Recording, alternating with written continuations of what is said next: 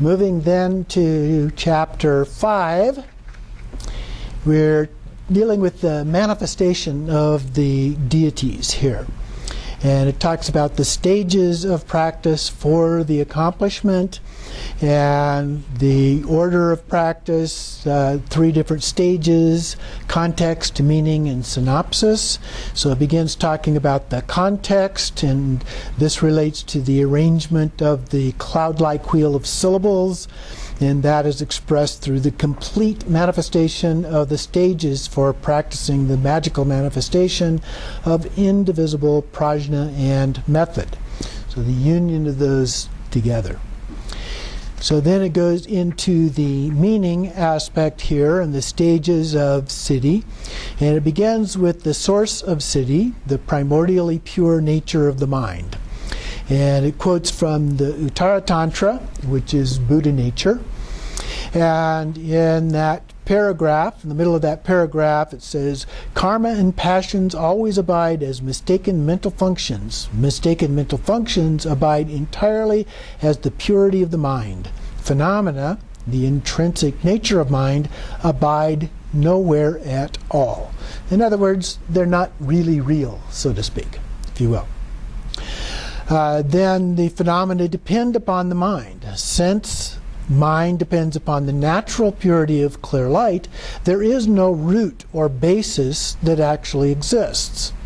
Intrinsic nature of the mind is the source of all phenomena. So we experience all phenomena only in our mind. Okay? They may exist in a physical way of some sort, but we only really experience them in our mind. Then moving to the top of 313, the first large paragraph there, second line. "From a single mind, depending upon whether there is duality, awareness, or neither, samsara, or enlightenment, will occur. In actuality, it is not that there are two. Therefore, the primordially pure, clear light nature of mind arises as the intrinsic primordial nature of the syllables, and although appearing, lacks true existence. The syllables, the nature of mind, are realized then a shower of the wealth of the two aims, those would be the two siddhis, the common and uncommon siddhis, will descend." So even though they appear as two, they're really not two. It's like the front and the back of a hand, an example I often use, that we can talk about as two different things, but it's still really just one hand. The next section then is the siddhi of supreme accomplishment, enlightenment. Here the mandala appears as the image of the syllables, the fully perfected primordial nature of phenomena. When internalized, the perfected wisdom intent of all the Buddha families will be accomplished. So once we've internalized this and transcended, and we can, if we reify it, that gets to be a problem. So we have to transcend that. So then in the next section, the branches that the common siddhis, we have the spontaneous presence of the 4 activities, indicating accomplishment of the 5 wisdoms, and then the 5 elements, having purified the 5 aggregates, and then third, the 8 accomplishments, having purified the 8 consciousnesses within space. So that's the basic organizational structure here, the next part. So the first one, we have 4 activities that transform into 5 wisdoms.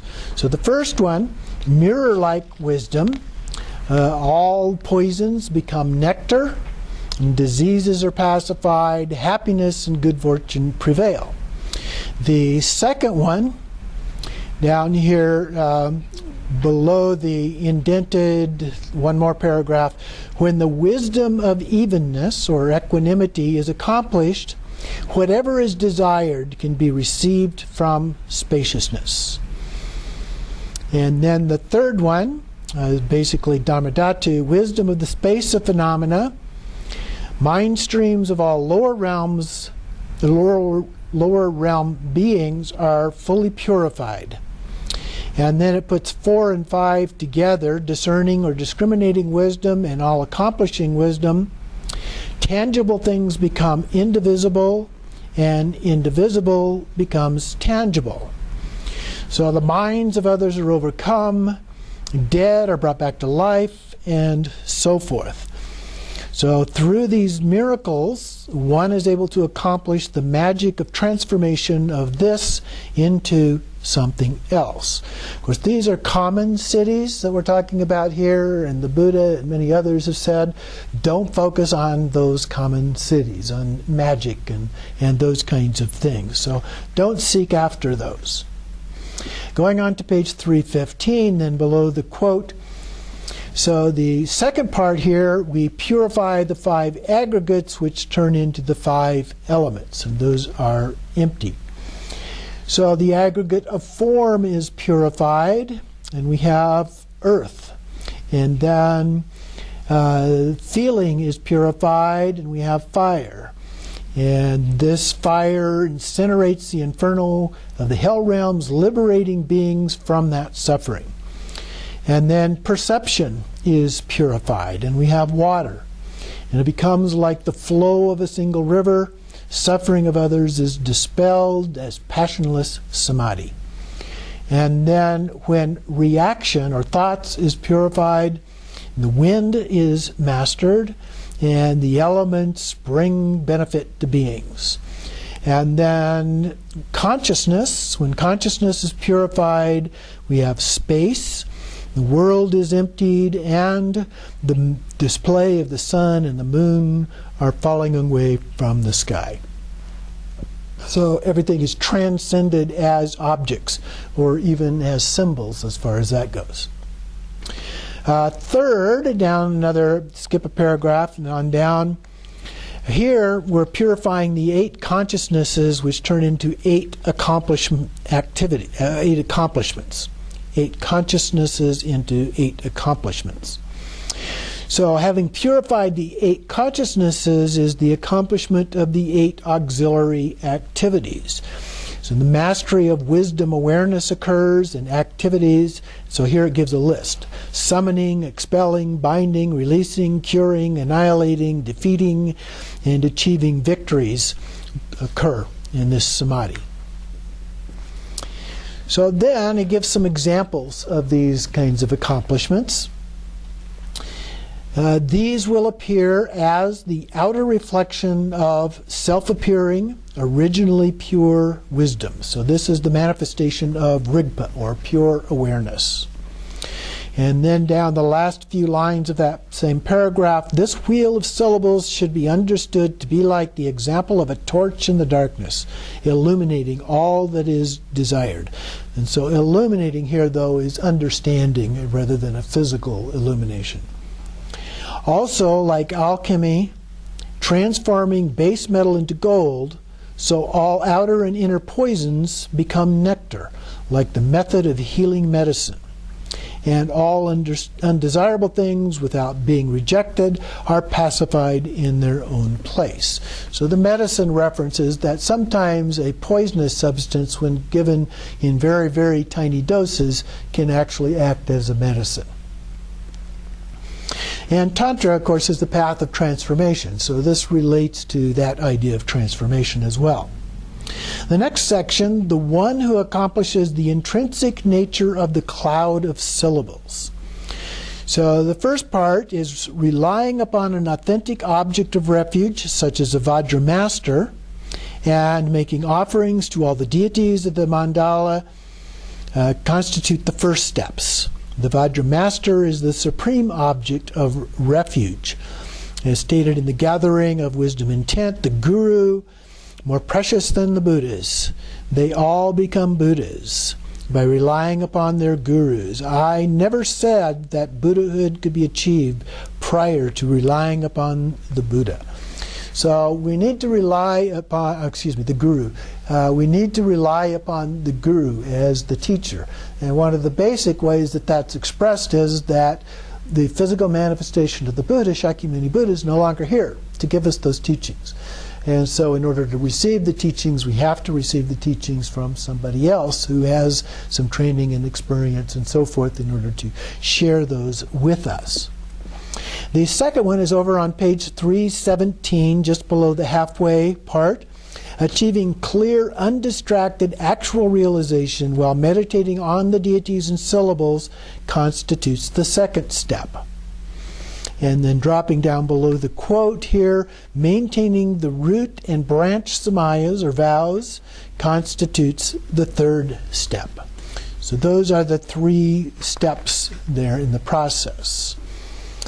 Then going to the next page, 318 at the top, the recitation of the mantra, the abandonment of the 6 which are overly rapid, too slow, incomplete, embellishment, loud, too quiet. So those are we don't do those things when we're reciting mantra.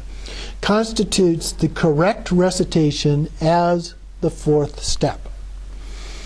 And then we have binding with the meaning without degeneration constitutes the 5th step. And then in the next paragraph below the quote there, it gives some things that are supplemental or auxiliary to that. Auxiliary to these, place, time, and the 5 necessities contribute to this accomplishment. If these are lacking, even attempt practice will be futile and destructive. In the Secret Vital Essence, disrespecting the Vajra Master, not receiving empowerment, having no samaya or mantra, allowing the supreme branch accomplishments to degenerate, result in the failure to realize accomplishments. So we're expected to still do all of those things as a part of our practice here. Second, the top of the next page, the nature of the accomplishment is the supreme resultant inner realization of the victorious ones of the 3 times and the essence of the supreme and common cities, which is this wheel of syllables, the mantra. And this nature, like a precious jewel, is the spontaneous source of all desires. And then it says sacred treasure, including the Dharmakaya, Sambhogakaya, and Namanakaya. Concerning that, the 2 forms of Rupakaya appear as material.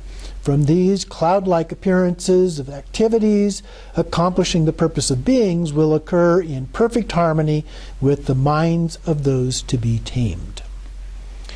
So then we have revealing the actual method through which the syllables are accomplished. And the first part of that is a brief introduction to samadhi. And samadhi, of course, is concentration, the focus of the mind.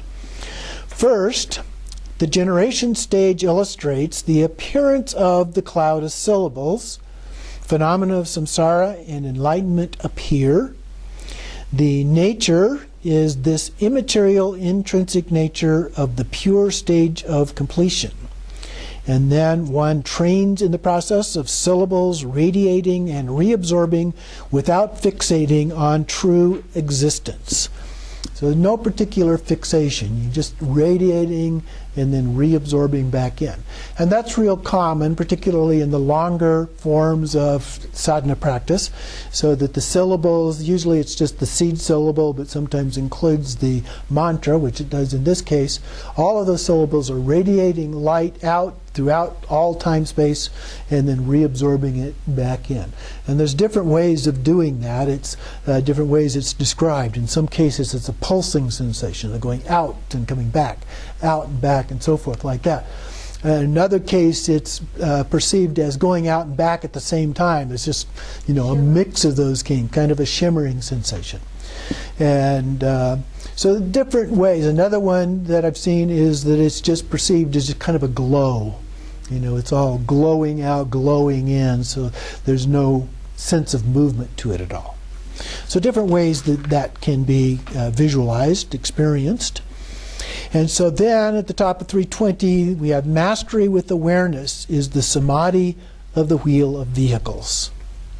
So the awareness is the important part. And then skipping down, the samadhi of the emptiness of the prajna dharmakaya, or the wisdom dharmakaya here. Starting with the third line, whoever fails to understand the intrinsic nature of phenomena will be non-referential and without characteristics, will not see the fundamental nature of the unelaborate space of phenomena. So this is the difference between seeing it as a void and seeing it as being luminous in quality, characteristics. Gathering of the wisdom intent states, second line, to rest mind without any reference is to remain in dullness, the cause for further darkness. And the great bountiness of the Buddhists states, the one who does not know the intrinsic nature of phenomena will not witness the nature of the space of phenomena, the sense of openness. Okay? And it has this luminous quality. So if we miss the luminous quality, then we sense it as being more like a void. And then we are at risk of going into nihilism with that. So the last paragraph there at the end, appearances of mind, they abide like space with nothing truly existing from without or within. Nothing will be found externally or internally. Top of the next page, into the line, no other phenomena will be conceivable. The intrinsic nature of phenomena is the non-conceptual nature as it is.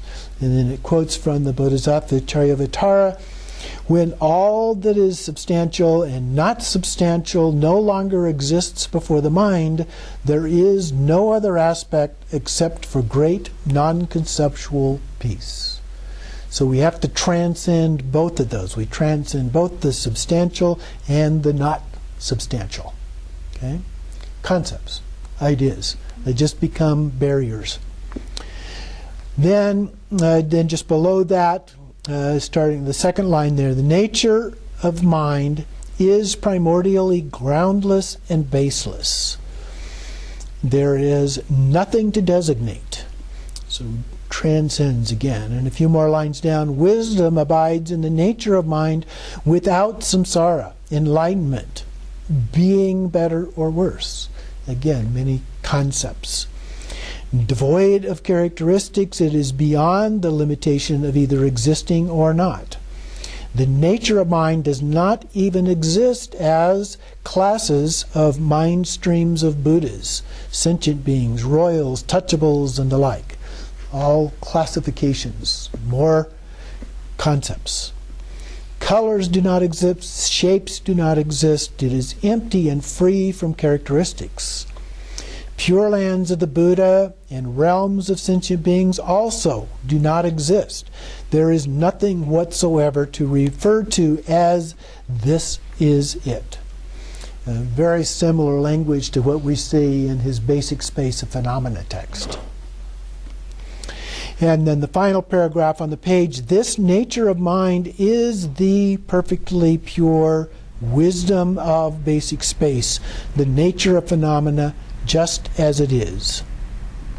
This abiding reality is the root cause for fully accomplishing all mudras of method, as well as being the root cause of all prajna, or wisdom.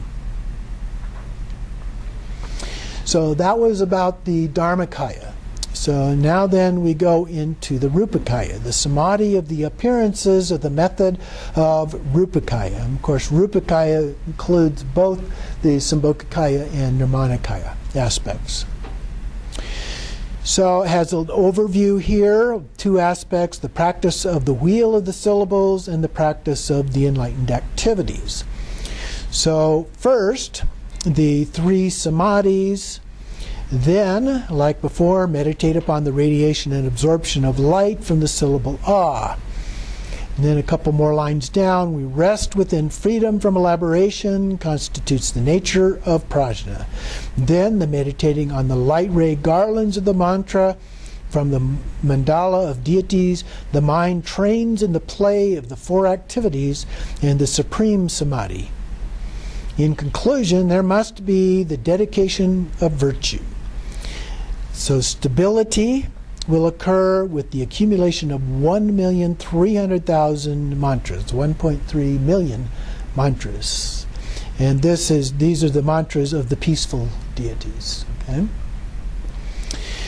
And then the next paragraph at the end, by the cloud of syllables one becomes the deity, and through the light rays and radiation reabsorption of deities, all disease, demonic forces, and negativities are pacified, longevity and abundance increase, the activities of overcoming, expelling, slaying, paralyzing, binding, and the like are enacted. So this accomplishment will occur in 7 days.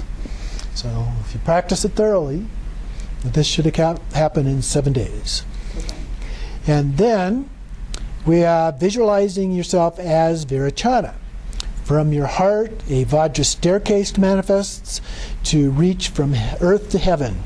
The samadhi of earth will be achieved, and one can float on water, levitate, and visualizing oneself as Amitabha. From the syllable Ram in one's heart, fire blazes and burns phenomenal existence. Even the fires of hell are extinguished.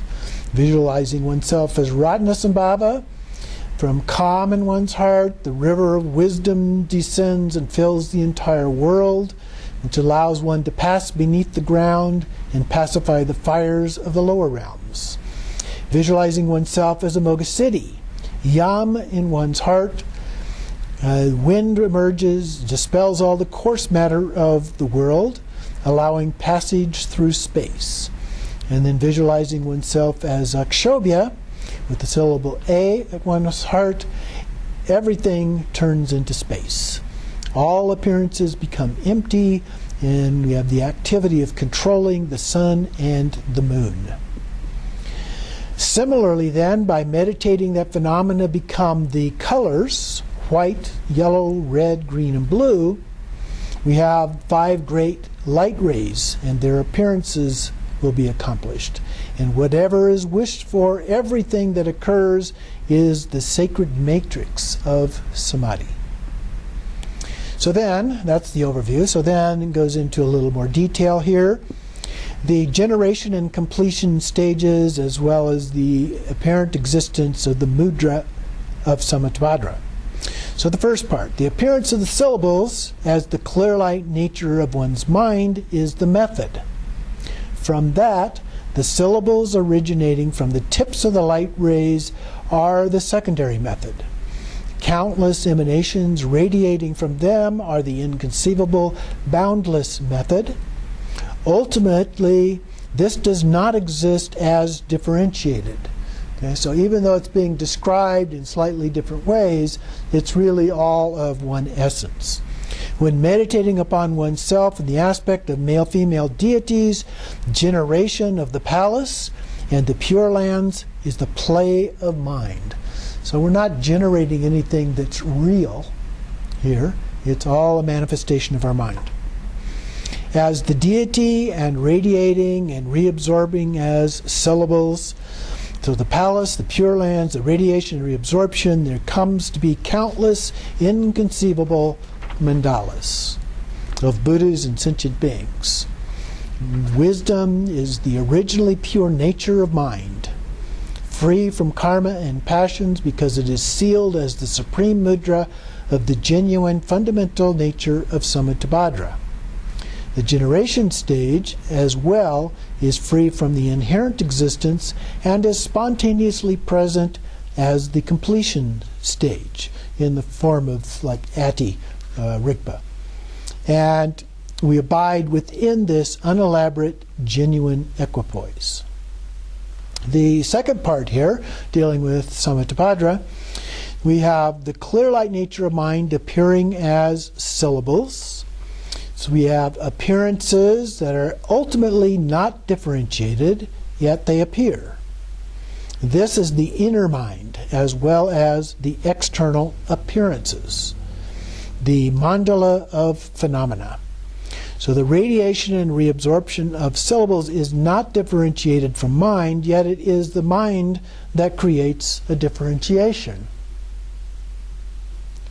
Phenomena that appear to the inner mind, as well as the external aspects of the inner mind, those will be the manifestations, become syllables that radiate and reabsorb. So they're seen, if you will, as if imagined. Imagine them to be external. So the next section, a synopsis of the meaning of a single meditative equipoise. Whoever has realization of the garland of syllables will tame the dysfunctional mind.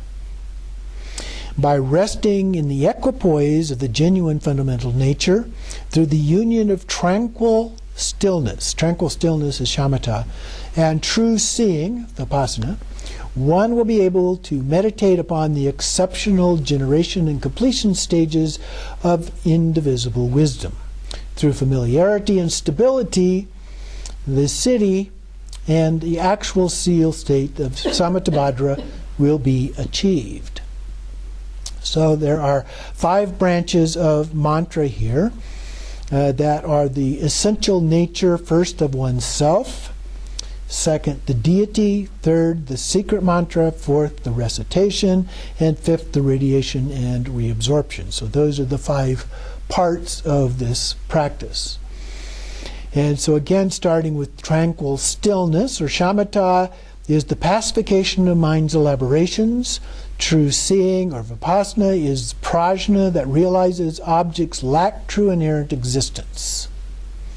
When the mind is not distracted during generation stage practice, that is tranquil stillness. And resting free from elaboration in that intrinsic nature is true seeing. So we rest in that, and we rest our mind in that, even though we're reciting it, even though we're visualizing it and so forth, we're still resting in a state of pure awareness.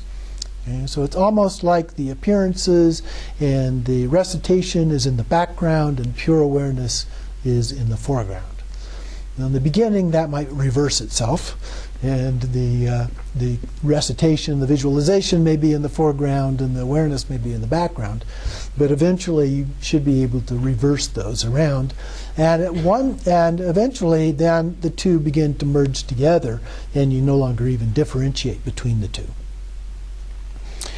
Moving down to below the quotes in the middle of the page, then we're on 325. The samadhi of syllables is the method that gives birth to the tranquil stillness. Within this, prajna and samadhi will naturally be accomplished. And then finally on 326, it gives a very brief synopsis. Having expressed the intrinsic nature of phenomena as the cloud of syllables, the Tathagata himself, Samattabhadra, is pleased. Imaho.